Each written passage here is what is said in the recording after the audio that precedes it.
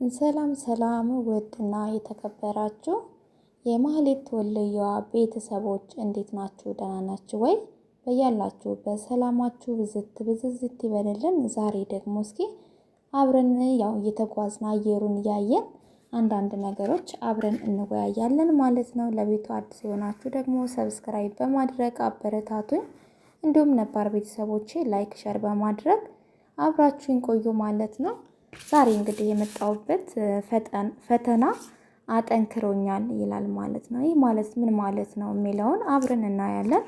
እንግዲህ ለኔ ፈተና አጠንክሮኛል ቢያንስ በህይወታችን አልችላቸውም አይሆኑልኝም የምንላቸውን በቃ ስንፍናዬን ቀርፎ በማላቀው ጥንካሬ ውስጥ አስተዋውቆኛል። የሰዎችን ድጋፍ ከመሻት እርዳታ ከመጠየቅ ፈጣሪ የሰጠኝን ድንቅ ስጦታ አውቄና ተረድቼ ራሴን ችዬ እንዲቆም ብርታት ሆኖኛል።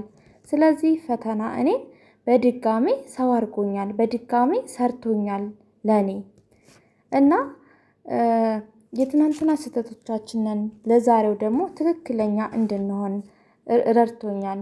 ውድቀትና መነሳቴን ከተራነት ሰው አሻግሮ ለመኖር ማንነቴን የህይወት ጥልቅ ሚስጥር መመልከቻ ሆኖኛል።